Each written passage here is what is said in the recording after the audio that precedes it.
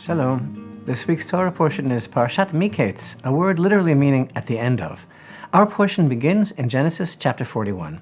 After 12 years of imprisonment in Egypt, Yosef's moment of freedom finally arrives. There's no logical explanation for how a Hebrew slave with a jailhouse background is suddenly transformed into a ruler of Egypt, then the strongest empire in the world. But since God can do anything, truth is stranger than fiction, and this is exactly what happened. Yosef is given absolute power, second only to Pharaoh himself. As the king of Egypt puts it here in Genesis chapter 41 and verse 44, "Without you, no man may lift up his hand or foot in all the land of Egypt." But it's a story with many twists and turns and subplots, stories within the story.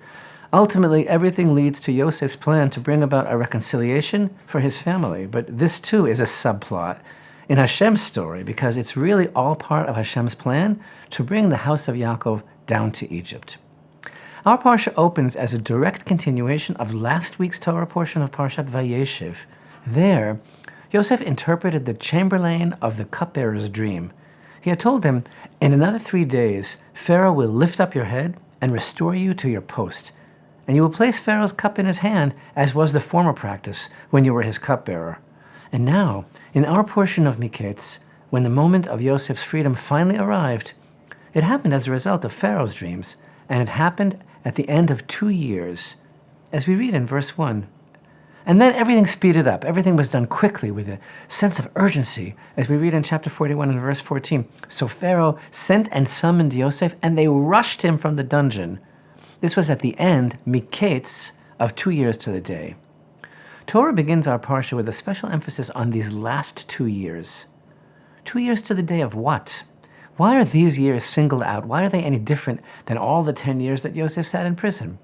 Why doesn't the verse begin, "And it happened at the end of 10 years"? What's so special about these last 2 years? So Midrash teaches that Yosef was initially imprisoned in Potiphar's house for 10 years, but he was then transferred to the royal prison for an additional 2 years. Genesis chapter 37 and verse 2 states that Yosef was 17 years old when he was sold into slavery. And in chapter 41 and verse 46, we read that Yosef was 30 years old when he stood before Pharaoh, king of Egypt. So Yosef spent 12 years in prison, with 10 years in Potiphar's dungeon, and an additional 2 years in the royal prison. So open up your heart. In the end of the previous Parsha of Vayeshev, after Yosef correctly interpreted the chamberlain of the cupbearer's dream, Yosef added these sentences. He said, If only you would think of me with yourself when he benefits you, and you will do me a kindness, if you please, and mention me to Pharaoh, then you would get me out of this building. For indeed I was kidnapped from the land of the Hebrews, and even here I have done nothing for them to have put me in the pit." So Yosef HaTzadik, the righteous Joseph, tells this officer, "You'll be restored to your former position, and you will stand before Pharaoh." And then Yosef sees an opportunity, so he takes the initiative and makes a great attempt to elicit help from this man, in the hope that he will see to having Yosef released from his prison. He asked him, "When this happens and you do find yourself standing before Pharaoh once again, please remember me, because I really did nothing. I was set up. Please mention me and get me out of this prison." Rashi explains that the chamberlain actually forgot Yosef immediately, that very day, and did not remember him afterwards either, for a full 2 years. As the last verse of last week's Torah portion concluded, "But the chamberlain of the cupbearers did not remember Yosef, but he forgot him." But the thing is, it was Yosef's attempt to extricate himself that resulted in the opposite of what he had hoped. Because as Rashi cites in the name of our sages, his incarceration was extended by an additional 2 years by divine decree. In Rashi's words, because Yosef had put his hopes in that officer, he was necessitated to remain a prisoner for another 2 years. And in this context, Rashi cites the verse from Psalms 40. "Praiseworthy is the man who has made Hashem his trust, and turned not to the arrogant and to those who stray after falsehood." So open up your heart deeper still. This is rather a sharp criticism of the righteous Yosef that our sages are expressing, that on account of his requesting of the chamberlain, "Please mention me, and I will be removed from this prison," it was ordained by heaven that an additional 2 years be added on to his sentence. And thus Torah begins our portion, "And it happened after 2 years, Miketz, it was at the conclusion of those 2 additional years that the Chamberlain finally remembered Yosef. This is very difficult to understand. Joseph is sitting in prison, innocent of any wrongdoing. What chance is there that anyone will remember him there? And here, a chance presented itself, literally heaven sent. The Chamberlain is a person of influence. He has had a disturbing dream. Yosef is clearly given divine aid to correctly interpret it.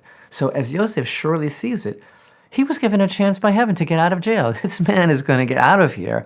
He'll mention my situation to Pharaoh, and I'll be able to leave. Which of us would not behave in the same manner? And even more so, isn't this exactly what Yosef should have done? He was presented with a golden opportunity to be rescued. Is this not the concept of hishtadlut? Hishtadlut is an important principle in Torah thought. The Hebrew word means effort, endeavor, initiative, attempt. It's a fundamental Torah concept that a person always has to try their best to make an effort in every situation we confront, and not to simply rely on God and say, He'll take care of me.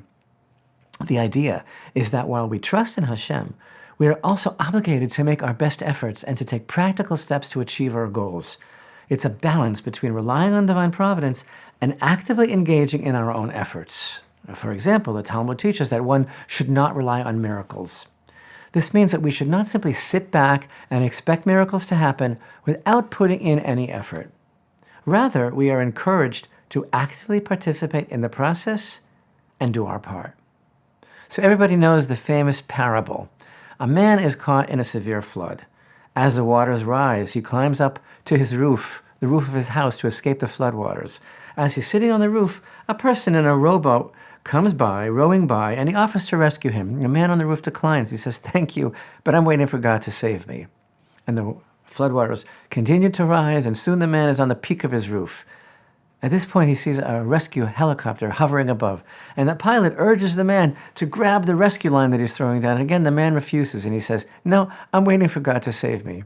Unfortunately, the floodwaters continue to rise, and the man eventually drowns. In the afterlife, he confronts God, asking, "I had faith in you. Why didn't you save me?" Everybody knows the famous answer. God replies, "I sent you a rowboat and a helicopter. What more were you expecting?" So this is the question. Why did Hashem give Yosef another 2 years in jail? If a person has to try their best, is that not just what Yosef did? He said, "Remember me," to a person who could help, who was in the right place at the right time. So why the criticism? Why would this be a reason for 2 more years to be added to his sentence? We would think that not only was this permissible, but it was even the desirable thing to do. But just recently we learned in Parashat Vayishlach that in advance of his fateful meeting with Esav, Yaakov prepared for 3 scenarios. He sent gifts on ahead, he engaged in prayer, and he prepared for war. All this despite the fact that the Holy One, blessed be He, himself promised Yaakov explicitly in Genesis chapter 28 and verse 15, "Behold, I am with you, I will guard you wherever you go, and I will return you to this soil, for I will not forsake you until I have done what I have spoken about you." Still, Yaakov did his hishtadlut, and through his gift he succeeded in appeasing Esav. So why is there no criticism of Yaakov? Our sages don't imply that he should have simply trusted in God and done nothing. So it's clear to us, a person who trusts in Hashem also has to do their part, put the best foot forward, make an effort by taking advantage of an opportunity that Hashem is giving them. Again, why is Rashi citing this verse? Praiseworthy is the man who has made Hashem his trust regarding Yosef. Maimonides writes that if a person is ill, and he says that he relies on Hashem and doesn't go to a doctor, such a person can be compared to one who's hungry and refuses to eat. Why does he have to eat? The fellow says he trusts Hashem, but he'll die. Healing comes from Hashem. Psalms 103 states, "Who heals all your diseases," and Jeremiah 30 tells us, "For I will restore health to you, and your wounds will heal. I will heal." Hashem provides bread, we find in Psalms 145. He gives bread to the hungry, yet each person has to do their part. So again, what is the problem with Yosef saying, "Mention me to the Chamberlain"? Had he not said that, wouldn't he be guilty of not doing his effort? So open up your heart in the very deepest way. The problem is that Yosef told him, "If only you would think of me with yourself when he benefits you, and you will do me a kindness, if you please, and mention me to Pharaoh, Let's put a full stop in here, even though there isn't one. Until here, everything that Yosef said is fine. This is making a legitimate effort. But then Yosef takes it over the top by putting too much trust in this person, by adding something extraneous. Then you would get me out of this building. You will take me out? He should have said, please mention me, and Hashem will surely take me out. Let me explain to you, because there's something very fundamental here for us to ponder. In a Torah perspective, one never says to the doctor, please heal me. God forbid a person should ever say that. One has to say to the doctor, and say to himself, and believe it himself, you are an agent, a messenger of Hashem for him to heal me, and I pray that you will be a good agent. And this is the distinction between effort and trust. Trust doesn't mean that one doesn't do anything. Of course one has to make a personal effort and exhaust every reasonable possibility. But at the same time, one has to know that it's not the effort that's accomplishing, it's not the effort that's achieving the solution, but only Hashem. Now that is not easy, because it's human nature for a person to rely on our own accomplishments, thinking, this medicine will cure me, this weapon will protect me, with these tanks and missiles we will win the war. And a person becomes so invested in the effort that he becomes convinced that this is what will make the difference. This is a fine line. It requires our focus to understand. We need to develop medicines, we need to protect ourselves and develop weapons, but it's Hashem who enlightens us with wisdom so that we can develop technology. It's Hashem who heals and Hashem who delivers from the enemy. And from a Torah standpoint, it's totally wrong for a person to think this will solve the problem.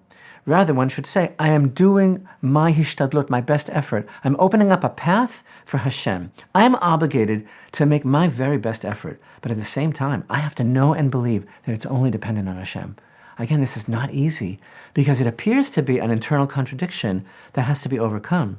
But really, it's not a contradiction, because even the best medicine or the best technology or the best army, they all need heavenly aid. There's 1,000 variables of things that could go wrong. So the effort can never contradict the trust. And this was Yosef's mistake. He said, and you will take me out of this house. Not, please mention me. I rely on Hashem to take me out. This is a small but significant difference. And this criticism is leveled specifically at Yosef, precisely because this is constantly Yosef's attribute. He always trusts Hashem. Yosef repeatedly found himself in the most difficult and excruciating circumstances imaginable. His brothers wanted to kill him. He's taken away from his father and his home, never knowing if he'll ever see him again. They sell him as a slave. He's a slave in Egypt. Potiphar's wife sets him up. He's wrongly accused and imprisoned. In whom could he place his trust? But throughout his story, from beginning to end, over and over again, he constantly remembers Hashem and attributes everything to him. To the chamberlain of the cupbearers, he said, do not interpretations belong to God? To Potiphar's wife, he said, how can I perpetrate this great evil and sin to God? To Pharaoh, he said, that is beyond me. It is God who will respond with Pharaoh's welfare. Unrecognized by his brothers, he said to them, do this and live. I fear God. And from whom did Yosef learn this mode of behavior? From his father Yaakov. When Yaakov disguised himself as Esav, remember his father Yitzchak asked him, how is it that you were able to find so quickly, my son? And Yaakov answered, because Hashem, your God, arranged it for me. That's exactly why Yitzchak said, whoa, the voice is Jacob's voice, but the hands are Esav's hands. Esav is not accustomed to mentioning Hashem. He would have said something like, why was I so fast? Because I'm great, because I succeeded. Yosef, Yaakov's child of old age, his torchbearer, he went in the way of his father Yaakov. That's why the criticism is so strong, because he said to the chamberlain, and if you will remember me and take me out of here. Where is Hashem? Why is he not on Yosef's lips now? Yosef, of all people, who's always careful to mention Hashem, Yosef needed to remember that it was only God who would release him. But at that moment, he suffered a temporary and illusory disconnect. Of course, one has to work to earn a livelihood and seek out a good doctor when ill and do whatever is called for in any given life situation. And even after God assured Yaakov that he would be with him through everything, yet when Yaakov stood opposite Esav, he took all the necessary steps and he succeeded, because a person has to do their effort and yet trust Hashem, that if that effort, as if that effort doesn't count at all, as if I know everything really comes from God. And there's no contradiction. It's a delicate balance. It's a life's work to master this, because a person needs to prepare for every eventuality in life and internalize this truth. And the wisdom is in the balance. That's why Proverbs 21, verse 31 says, he puts it perfectly. It says, the horse is readied for the day of battle, but salvation is Hashem's. Our sage's criticism of Yosef is not for his act of hishtadlut itself, but for relying too much on human intervention rather than on Hashem. And don't misunderstand, it's a very fine point. Yosef had a great level of trust in Hashem, as evidenced by his interpretation of dreams and his understanding that all these events are ultimately orchestrated by divine providence. However, in this particular instance, he had a temporary disconnect that was unbecoming of who he was. It was an imperfection because for him, it was an extraneous effort. Yosef's request to the chamberlain was unworthy of his spiritual level, and it demonstrated a lack of complete trust in Hashem's timing and plan. Not a complete lack of trust, a lack of complete trust. The additional 2 years that Yosef spent in prison should be understood as a divine decree for Yosef's benefit, to help expedite his tikkun, not as a punishment for his request. It was a necessary part of Hashem's plan for Yosef's ultimate rise to power and the fulfillment of the dreams that he had interpreted. The delay, the extra time in prison, allowed for the perfect timing and circumstances for Yosef's eventual release and appointment as Viceroy of Egypt. Yosef's story teaches us that we must always strive to strike the right balance between our own efforts and trust in Hashem. It's so important to pursue the path of personal effort and always to take practical steps towards our goal. Yet we need to always remember that ultimately it's only Hashem who determines the outcome. Yosef remained in prison another 2 years in order to fix this over-the-top effort that he made, the one that was temporarily devoid of Hashem, in order to give him the tools he needed to perfect his attribute of faith. His liberation from that jail, as well as the liberation of all of us from all the low places and all the trouble we endure, is dependent on the perfection of our trust in God. As King David sings in Psalms 30, "You have preserved me from my descent to the pit." Each of us is imprisoned, and who doesn't want to get out of the pit? We can learn from Yosef how to get out of the hole we're in and step into the light. The highest level, the one that we strive for, is to know that it's all Hashem. So open up your heart deeper than ever before in your whole life. The verse reads, it happened at the end of 2 years to the day. Rabbi Chaim ben Attar, known as the Holy Or HaChaim, the light of life, teaches us something amazing. He explains the meaning of these words, it happened at the end of 2 years. He teaches us that Pharaoh had the same dream every single night for 2 years. But until that night, each morning when he woke up, he forgot that he had it. He never knew that he dreamt it. It was only after 2 years of dreaming the same dream every night and forgetting it that he dreamed it and remembered it. Why? Because Yosef wasn't ready. It was only after 2 full years, once Yosef had internalized his mistake and completely perfected his attribute of trust in God, that's when Pharaoh remembered his dream. Now it was time to rush and get Yosef out of the pit, because now Yosef was ready to come out. As the Holy Baal Shem Tov explains, the whole concept of Yosef's incarceration in that pit is about a person, all of us, developing their attribute of trust. In his words, Hashem's deliverance is contingent upon the degree of a person's trust, that it's Hashem who will save him. The sages teach that there can never be light without a vessel to hold the light. Hashem's saving is the light, and the vessel we create in order to hold that light is trust. When we perfect the vessel, we are ready to receive that light. Thank you for watching this week's Jerusalem Lights Torah portion. Please consider supporting Jerusalem Lights in its mission of providing Torah for everyone. As we strive to always do our very best like the righteous Joseph, let us remember that our help comes only from Hashem. Shabbat Shalom.